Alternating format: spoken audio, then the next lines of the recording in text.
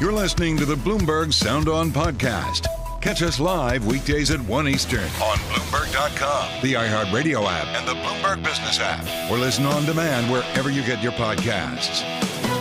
With the latest on Israel, we are waiting in Washington, and of course, we're waiting around the world for a headline on hostages.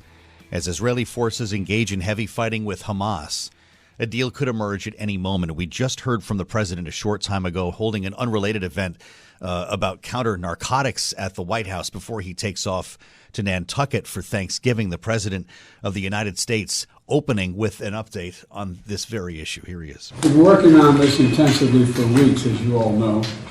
I've spoken recently about it with both the Prime Minister Netanyahu and the Emir of Qatar.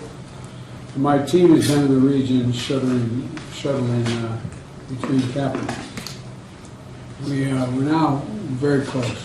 We could bring some of these hostages home very soon. Very close. The key words there from the president, not unlike what he said yesterday at the turkey pardoning event on the South Lawn. Very close. Remember, he held up his seat. He was crossing his fingers when he was talking to the reporters. And here's what we understand, according to reporting at Bloomberg. This deal, brokered by Qatar, expected as soon as today, and we've been saying that for a couple of days, realized would have essentially two phases to it. It would be coupled with a multi-day ceasefire, and the first phase would be about 4 days worth here. Hamas releasing some 50 Israeli women and children held in Gaza, while Israel releases 150 Palestinian prisoners in return. You do the math here. Israel would release 3 Palestinian prisoners for each Israeli hostage released, based on what we understand here. A second phase could unlock a lot more, as many as 50 more Israeli hostages in exchange for a longer ceasefire. All of this remains up in the air and is being negotiated as we speak, and that's why we're lucky to have former Ambassador Daniel Fried with us. He's now the Weiser Family Distinguished Fellow at the Atlantic Council, but has spent a career doing diplomatic work, former National Security Council Senior Director. He's former ambassador to Poland, as we spoke with him a lot in the, outset of the war in Ukraine, and former Assistant Secretary of State for Europe. So, Ambassador, thank you for making time for us here. What's happening behind the scenes right now? What are the back channels sounding like as we approach a potential deal? Well, we'll find out more after the deal is done, if it's done, about how it came about. There will be articles written about who did what, but we can be sure that this is a difficult, complicated process. The Israelis and Hamas are not talking to each other. They're working through intermediaries. The U.S., I expect, is involved in some way, maybe the Egyptians as well.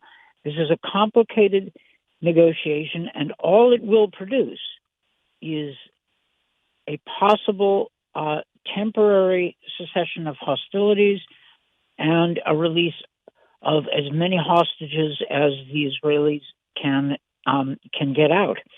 It is not a stepping stone necessarily to any wider diplomatic discussions to end this conflict. Those have to wait. It's a decent step, and you can see the Biden administration has put a lot of effort into this initial step. When we know that we're working through a third party, essentially, in the Qatar officials working on this, to what extent is the administration directly involved, the State Department directly involved, or is this a chain of communication going through Qatar? I think both. I think it likely that there is a chain of communication going through Qatar. I think the U.S. State Department is involved, talking to the Israelis, talking to the Qataris. I am confident that the U.S. is an active player in this process. Stepping back a bit, you can see that the Biden administration and President Biden himself want to move toward a diplomatic framework to end this conflict. To do that, you have to have a start, and it has to be done in ways that both parties can accept. The Israelis are in no mood to stop fighting Hamas. which they believe rightly wants to wipe them out and is perfectly prepared to massacre more Israeli civilians if they can. Mm-hmm. The Arab countries would love to see the possibility of getting back to negotiations, but negotiations that don't involve a two-state solution, a Palestinian state, are not going to go very far. The idea that we could work around it through the Abraham Accords has been blown up. But this is easier said than done. Some of my diplomatic colleagues started out in pushing Israeli-Palestinian peace deals when they were young, and now they're not young. We've seen this for decades. We've gotten close before. The Americans have tried, and they have never landed a deal. But you can see that the Biden people want a deal, and in President Biden's op-ed in the Washington Post, he outlined some of the parameters. Yep. So the United States is looking ahead, and this possible deal for hostages and a temporary ceasefire could be a first step, but that's a small first step, and the steps after this get harder, not easier. Well, with regard to the next step, we're talking about a second phase potentially, and I realize this is all very tenuous. That could include a longer ceasefire, Ambassador. We keep hearing that a ceasefire is not tenable, that it would simply allow Hamas to reload, to reset itself in Gaza to the detriment of the Israelis. But I wonder if you see this differently and if you see it as the potential for the beginning of a longer-term ceasefire. Could this be the beginning of the end of this war? The Israelis have said repeatedly and strongly that there is no going back to the status quo before October 7th. They're not going to allow Hamas to remain as an organization in Gaza preparing for the next assault on Israel. That's pretty clear from them. At the same time, they are facing massive opposition, and you can feel it, disquiet within the Biden administration at the number of civilian casualties. It's an ugly war. The fact that Hamas started this phase of the conflict is of little help to the Israelis, who find themselves in a difficult position. The Biden people want to move ahead with the diplomatic process, and you can see that they're trying to get to someplace decent after this horror. I respect what they're trying to do, and I wish them every success. But it is not easy. I don't envy them. It's great to have you back, Ambassador. I wish you My pleasure. And your family a great Thanksgiving. Daniel Fried of the Atlantic Council, former ambassador to Poland, former Assistant Secretary of State for Europe. I'm Joe Mathieu in Washington. This is Bloomberg Sound On. As we try to get to all sides of this story here, it's not just the economy, stupid. The reaction that we've been seeing in polls recently, particularly from younger people with regard to President Biden's foreign policy, has not been good for someone running for re-election. And that's where we want to add the voice of Spencer Kimball, the executive director of the Emerson College Polling Center. Straight from my alma mater, Spencer. It's great to have you here on Bloomberg. Welcome. I know you're doing great work at the polling center, and you're constantly asking these questions as we make our way through the campaign cycle. And I want to ask you some more specific things about the work that you're doing. But with regard to foreign policy, with pro-Palestinian protesters chanting genocide outside DNC headquarters, how much of a problem could this story be for Joe Biden in this campaign? Well, thanks, Joe, again for having me. And as you mentioned, we've had a chance to look at this issue now, unfortunately, for 6-7 weeks. And we've seen a dropout of that younger vote for Biden. College-educated vote has also dropped out. And when you look at that head-to-head matchup with Donald Trump, he now trails by 4 points nationally. And remember, he wins the election by 4.5 points 3 years ago. So he's got some room to make up now from this current situation. What do you make of the college-educated vote? And is that something that you saw coming? No, the college educated and the post grad vote are kind of the lock-in vote for President Biden, and the youth vote, the 18 to 29-year-olds, are the ones who put him over the top. They voted for him nearly 2-1.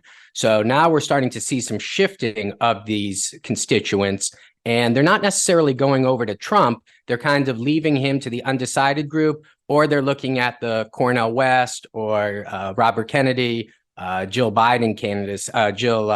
Stein candidacies, and see if maybe one of those candidates are more in line with their policies. But right now it's very fluid in that presidential race. I'm sure that we can get to this from a couple of different angles, but it's both sides of Pennsylvania Avenue here. The Senate is something that Democrats are pretty worried about. You've been doing research on this as well.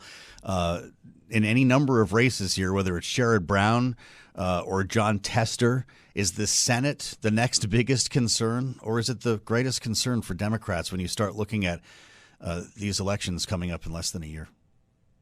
Well, I think you could take a cue out of what we saw last week in Kentucky, where you had a popular Democrat, you have a very unpopular incumbent, Joe Biden, but the Democrat Bashir was able to win by 5-6 points against the Republican. And I think what we're seeing in Ohio, at least early on, is a candidate like Sherrod Brown is still leading the three potential Republican candidates. Jon Tester is also able. So there seems to be a disconnect with voters who are willing to split their tickets, maybe voting for Trump, but then voting for the Democratic senator. Of course, in West Virginia, we didn't see those numbers, and that's why you see Joe Manchin step down, because he saw himself trailing already at this point. Those other Democrats are still leading. As opposed to the Senate race in California, which I know you ran numbers on recently, and I was looking at this, that's going to end up being a Democrat, right? It's just a question of which one, and it could end up being one of the most expensive races in the country as a result. Yeah, that's a fascinating race, but particularly the former baseball player Steve Garvey just got in the race as a Republican, and he shot up to 10%. The question is, can he remember, California's got that runoff election, jungle primary, where everybody's in the top two runoff. Yep. Katie Porter and Schiff are in the lead, but just by a few percentage points. Barbara Lee and Garvey is right down there. So you got like 4 horses up there. We'll see if the Republican is able to get into that runoff. Otherwise, you'll have 2 Democrats vying for Feinstein's seat.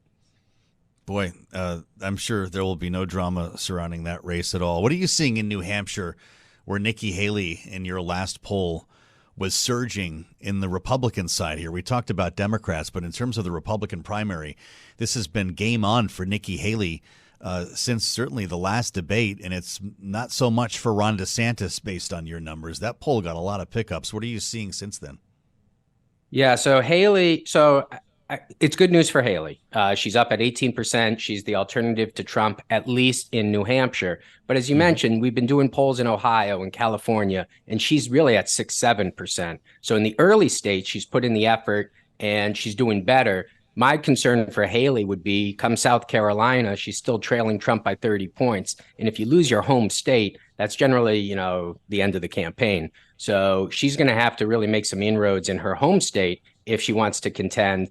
On the flip side, Trump's numbers stay where they are. So he's still at 49-50% up in New Hampshire. So it's almost like there's a jockeying for second underneath him. And it's important. Who comes in second might become the nominee in 2028. Well, that's right. So there's a lot at play. For a lot of reasons. Well, it could also in 24 for a lot of reasons. But in our remaining moment here, as we spend some time with Spencer Kimball from Emerson College Polling Center, this could take on a lot of different forms over the course of the next year. Is it the early states that we should be paying attention to? You mentioned the difference between Iowa, New Hampshire, and Ohio, for instance.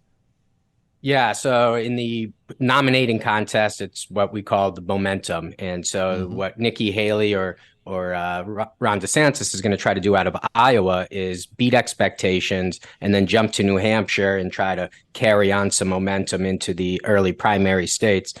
The difficulty there is that Trump is over 50% in all of these states. So it's hard to see where that momentum will happen. But, magic and, lightning in a bottle could happen, and we could see some changes.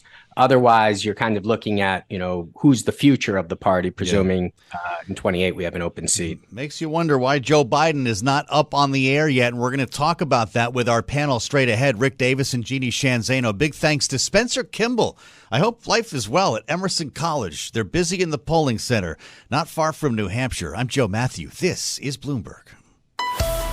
You're listening to the Bloomberg Sound On podcast. Catch the program live weekdays at 1 Eastern on Bloomberg Radio, the TuneIn app, Bloomberg.com, and the Bloomberg Business app. You can also listen live on Amazon Alexa from our flagship New York station. Just say, Alexa, play Bloomberg 1130. It was a Monday night out at Mar-a-Lago for the new Speaker of the House. You see this, Mike Johnson, according to multiple reports, dining with the former president, well, at least meeting. I'm sure they had to break bread, right? They met at Mar-a-Lago. Of course, this follows Mike Johnson's endorsement of Donald Trump last week, bringing us back to his words in 2015. Mike Johnson said Trump lacks the character, this is a quote, lacks the character and moral center we desperately need again in the White House, unquote. I guess it went well enough that he's endorsed Donald Trump's reelection and, of course, moved to decertify the electoral results in 2020. So the question is, did Donald Trump just endorse the laddered CR? Let's reassemble our panel. Rick Davis and Jeanne Zaino are with us, Bloomberg Politics contributors. Rick, what do you think when you hear of the new speaker following the path of Kevin McCarthy, flying down to Mar-a-Lago? I realize he's been touring the country trying to raise money, but this particular meeting is significant. What does it mean for his agenda in the House?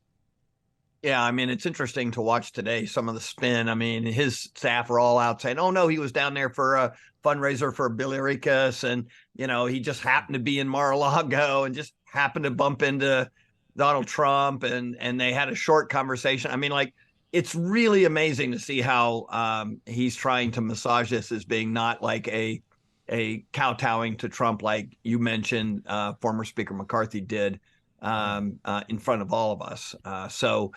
Look, I mean, you knew this was going to happen at some point in time. Mar-a-Lago is the center of the Republican Party these days as far as fundraising goes. And so, I'm not surprised that they had this opportunity. Remember, too, Donald Trump put his finger on the scale because the other option, Congressman Emerson for Speaker, was someone who absolutely had a bad relationship with Donald Trump. And so in many of these situations, as you well know, it's not the candidate you want. It's the candidate that is less bad as the one who's running against him. Yeah, well, I'll tell you, I wonder, Jeanne, with all the questions about can Joe Biden work with this new speaker, what does it say when he shows up at Mar-a-Lago with Donald Trump about that happening?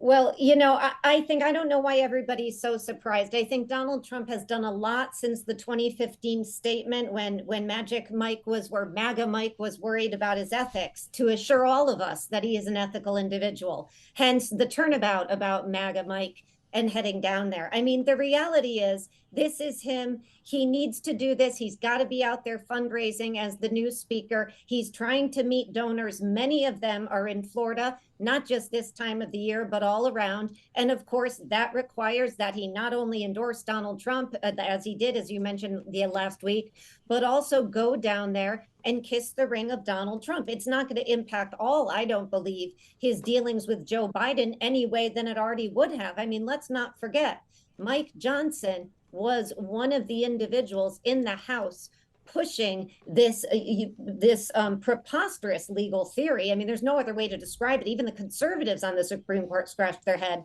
saying that Joe Biden didn't win the election. So I don't think it's any surprise that he goes down there, nor that he turns around based on what he said in 2015, just like Kevin McCarthy before him, and kissed Donald Trump's ring, regardless of what they said about him earlier. Well, let's talk money here. That's apparently what the trip was, at least in part, about Rick Davis. We know that Mike Johnson's been traveling the country, and he's got big shoes to fill because Kevin McCarthy, if you don't know this about him, was a prolific and remains a prolific fundraiser. Now, remember, we had numbers from October emerged last night, and we're going to walk through the money here for a moment. The NRCC, Rick, says it raised $5 million in October. That's $3 million shy of the DCCC. But that also took place when there was essentially no speaker. This was the month of chaos. Some folks thought there might not be a dollar donated. Is this good news for Mike Johnson? It's not horrible news in the sense that, it's not zero, which Right. it could have been. And then most of that money, the $5 million, came via transfers from other Republican campaign accounts. So you're kind of stealing from Peter to pay Paul. You're taking it out of one of them campaign account to put it into the NRCC's. And that's a standard practice. Everybody gets done for money. NRCC puts it into more competitive races than a lot of these guys have. So, but look, I mean, it has been a great couple of months for the Republican caucus in the House of Representatives, and fundraising, I'm sure, is drying up as a result. And you take, as you said, the most prolific Republican fundraiser of anybody other than Mitch McConnell and kick him out of his job, Kevin McCarthy. Man, something's going to happen to give, and money is the thing. Johnson is an untested speaker, both legislatively and fundraising wise. And so that's one of the reasons that he was down in Mar-a-Lago. He's got to start earning his spurs with raising money, and too soon to tell, but by year end, he has got to show progress with the NRCC for a war chest going into 2024. I love your thoughts on what appeared to be a pretty good month for Democrats, Jeanne. The DCCC, as I mentioned, raised over $8 million, has $47 million on hand. On the Senate side, the DSCC, the NRSC, both raised the same amount, but Democrats have significantly more on hand, $15 million compared to $7 million. How do you read these results from October? It's a good sign for Democrats. Of course, it's going to be a very, very tough year, particularly in the Senate for Democrats, but also in the House. I mean, there are seats that they are going to have to defend in both cases that make this a tough year. And so they need all that money. They were smart in the House, for instance, in the way that they did the transition from Nancy Pelosi to Hakeem Jeffries. And they have worked, by all accounts, very, very closely. She, like Kevin McCarthy, a prolific fundraiser. And you want to keep those people close and build on their fundraising prowess and the connections they have. And so that's what we see Mike Johnson out there on the Republican side trying to do. Of course, he starts out a bit behind, but I think he will likely make up. I have to say, in this case, I think the bigger challenge on the Republican side is not necessarily the fundraising, as critically important as that is. It's what you were just talking to Spencer about. It's the reality is that if Republicans are going to nominate people like they seem prepared to nominate out in Arizona, Carrie Lake, it's going to not matter as much how much money they have when they need to go and get these seats. And that is very, very difficult. Candidates matter. And you go down to Mar-a-Lago, you kiss Donald Trump's ring, and you know who he is going to go for. It's an election denier. And the question is, do people really want to go to the polls in 24 and vote for a senator or representative who said that Donald Trump won the 2020 election? It hasn't been a winning strategy thus far. So money matters an awful lot, but candidate quality matters. And that, I think, is a bigger issue for Republicans who now have an election denier at the top of the House as well.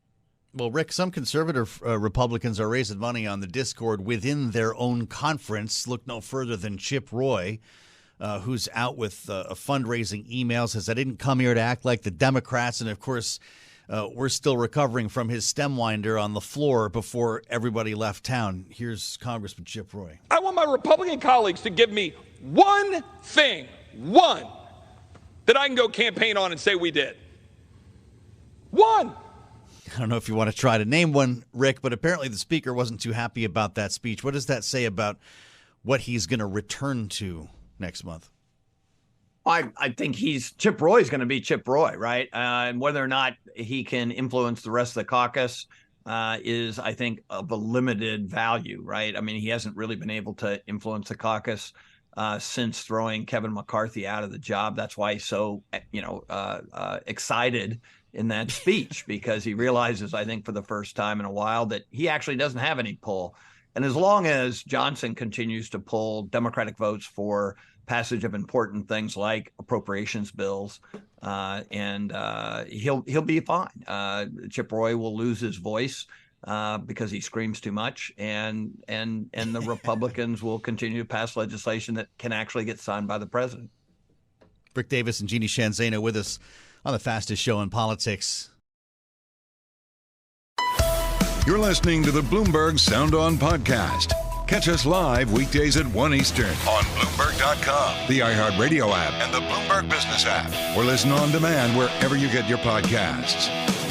Nice to see you, Kailey, who, of course, is with us for the second hour of Sound On every day. We've got breaking news, as Charlie mentioned, on a couple of fronts, actually. We're going to talk about all of these with Congressman Brad Sherman. To review quickly here, the Fed making news here, and it does seem like they're all singing the same tune. Yeah, essentially that they do intend to keep rates restrictive. Obviously, the conversation with the Fed very much has turned from a question as to whether or not the Fed could intend to hike rates further. It seems like they likely will not, but they're leaving the door open to doing so if they need to. It becomes a question of how long they have to keep rates high. And really the key paragraph here from the minutes is that participants judged it was critical that the stance of monetary policy be kept sufficiently restrictive to return inflation to the 2% objective, and they could proceed carefully. But the idea here is that rates could stay restrictive for some time. Yes, Joe. right. And you should see what it's like to sit near Kailey when the minutes come out. Just like a bead right down to the 7th paragraph where the goods are. Thank you for that. We'll talk to Brad Sherman about that. He wears a couple of important hats for us here when it comes to foreign affairs and financial services. Yeah. And in terms of geopolitics today, we're waiting for a breaker. It hasn't happened yet, but the headlines are becoming more encouraging. Egypt now, as I read on the terminal, Egypt's foreign press office citing progress in hostage talks. This is happening as we speak. The president talked about it earlier today at an unrelated event. It was a counter-narcotics event he was holding, and he opened with this. You can tell how important it is to him. Here's Joe Biden from earlier. We've been working on this intensively for weeks, as you all know. I've spoken recently about it with both the Prime Minister Netanyahu and the Emir of Qatar. My team has been in the region shuttling between capitals. We're now very close. We could bring some of these hostages home very soon. Very soon, the word, Kailey, that we hear from the president, not unlike what he said yesterday on the rope line, leading us to believe truly this could, I guess, happen any minute. Yeah, we know that the Israeli cabinet is going to be assembling this evening. It does seem like the indication is this could be a decision that is announced on the side of Israel and Hamas rather than coming directly from the White House. But we're essentially just waiting for news. And literally, Joe, it could come any minute. Well, that's where we begin our conversation with Brad Sherman. The gentleman from California is with us, of course, Democrat from the 32nd District. I love California. Congressman, it's good to see you. As we hear from the president today, and we understand that this agreement could take on a couple of phases, I wonder your thoughts on this idea of releasing, I believe, 3 Palestinian prisoners for 1 Israeli hostage. Is that what we need now? Well, Israel, being a democracy, is certainly very vulnerable when hostages are taken. There are overwhelming political pressures to get the hostages back. When this happened, I was not sure they would get any of them back. And when a soldier, Khalid Shalit, about a decade ago, was part of an exchange, it was a 1,000-to-1 ratio, close to that. So I think it matters a lot who is being released by Israel. And of course, some of those released a decade ago are on the front lines and planning some of the worst attacks against Israel this time. The 5-day ceasefire, I think, makes sense. It's a chance to resupply and to provide humanitarian aid. And I think it shows that those who called for a ceasefire without any hostage release turn out to be wrong, because we'll get the 5-day ceasefire with the hostage release. Well, you say, Congressman, that the ceasefire is an opportunity to resupply in terms of humanitarian aid going into Gaza, but theoretically it also is an opportunity for Hamas to resupply and regroup as well. I just wonder, there has to be an offset here, right? For the release of the hostages to broker this kind of pause in the fighting at the very least for a number of days. Does it risk potentially exacerbating the conflict as it moves forward? This will make it more difficult for Israel to achieve its military objectives. It will create more danger for Israel Defense Forces soldiers. But if 50 hostages are released, I think that's a decision that Israel will make. This would come with apparently a second phase as well, Congressman, that could see up to another 50 Israeli hostages released in exchange for a longer ceasefire. What are you comfortable with there when we talk about a longer-term ceasefire, and could that be the start of a more meaningful peace agreement? Well, to get a meaningful peace agreement, Hamas would have to renounce its own charter and say that it wants to live alongside Israel rather than their current charter, which calls for them to kill every Jew between the river and the sea, between the Jordan River and the Mediterranean Sea. I think that at the same time, I think the whole world wants this violence to end. And if we could negotiate a two-state solution, that would be an outstanding outcome. But I don't know how long a second ceasefire would last, nor do I know how that would impact Israeli military operations. But ultimately, Hamas cannot be left in control of Gaza. And being a democracy, Israel will make extraordinary concessions, even concessions dangerous to its own military, in order to get hostages out. And if those concessions also are able to alleviate civilian suffering, that is a good result as well. Well, of course, Congressman, some of these hostages in question are Americans. We know that the administration has been working very closely in this effort. Yet we have also seen, as recently as this week, polling that indicates there is a great deal of disapproval with the Biden administration's handling of this conflict. In fact, there are more that disapprove of what Biden has done in regard to this war between Israel and Hamas. What, if anything, should the administration change here? How much power realistically does it have to influence the decisions of Israel at this moment? Well, I did my own poll at my last town hall. Well over 50% approved of how Biden was handling this. And what was interesting is equal numbers, about 20% on each side, disapproved, but for different reasons. 20% thought he should be more pro-Palestine, and the other 20% thought he should be more pro-Israel. And I think that's what's reflected whenever you ask, do people approve? They may disapprove for a variety of different reasons. But ultimately, people want to live in a peaceful world. They hold the President of the United States responsible for whether things are going well in the world. And obviously, things aren't going well in the Middle East. October 6th was a peaceful day, and it hasn't been peaceful since. So I think when people reflect on it, they'll realize that it's not the responsibility of the American president to gather intelligence on Hamas.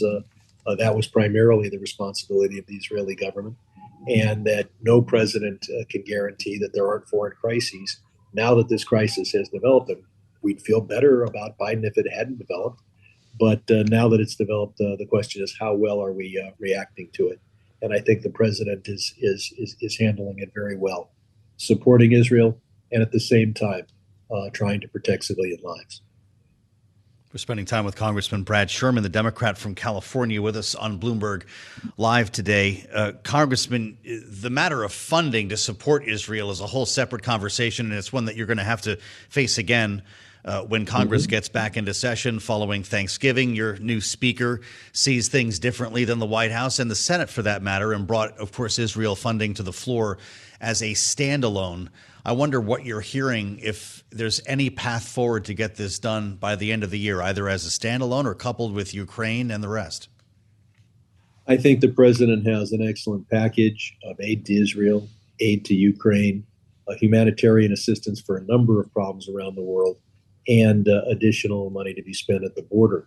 I'd like to vote for it all as one bill, but if it's brought up in 2 or 3 bills at the House floor, we could pass them all separately. Biden could sign them together. What we can't see is a situation where you pit Israel aid on the one hand with domestic needs on the other. Because if we're ever in a situation where, in order to vote to provide defense assistance to Israel, you have to vote to cut food stamps or the IRS or any domestic program, that sets Israel up for eventually a failure in the United States Congress. And I'll point out that the speaker trying to finance aid to Israel by cutting IRS audits, in the view of the Congressional Budget Office, and I think almost all observers, had the effect of doubling to tripling the cost. You don't offset the cost by reducing audits. And so clearly, Congressman, the House. Mm-hmm. I'm sorry to interrupt you. Obviously, the House has a lot of work. I headed the second largest tax agency in the country for 5 years, so I have a little background on the importance of audits. Go ahead. I know you have a lot you're focusing on in that body, and you will be when you return to Washington as a body next week. I do, though, want to touch on the news of today because it relates to a subject I know that you very much like to talk about. That would be crypto. There is a deal between the DOJ, Treasury, the CFTC, related to Binance and CZ. That deal including CZ, who, of course, is the CEO and founder of that exchange, pleading guilty to criminal charges and stepping down. You think that's adequate, sir, that settlement? It might be for that particular case, but ultimately we cannot have crypto become a medium of exchange, especially as it's designed. I mean, the very name says cryptocurrency means hidden money. And when you have unhosted wallets, when those wallets are anonymous, where you cannot know your customer because your customer is just a vague number, you have a system that can prosper only if it captures the biggest market for hidden money, which is tax evasion.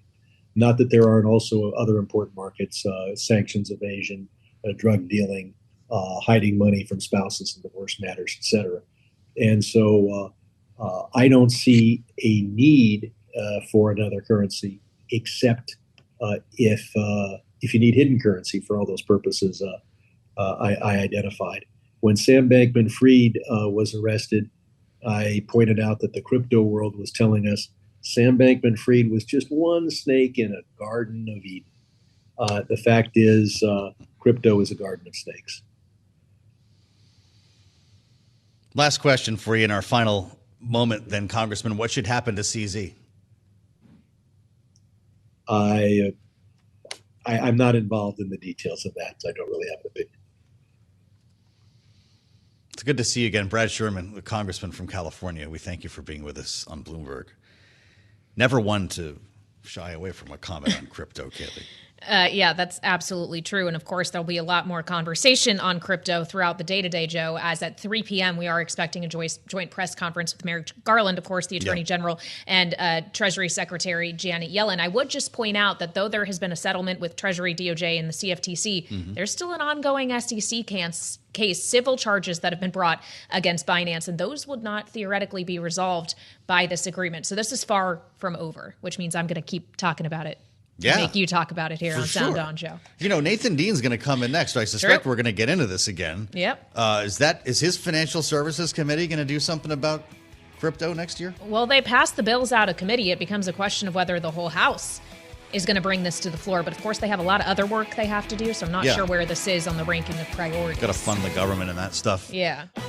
Thanks for listening to the Sound On podcast. Make sure to subscribe if you haven't already at Apple, Spotify, and anywhere else you get your podcasts. And you can find us live every weekday from Washington, D.C. at 1 p.m. Eastern Time at Bloomberg.com.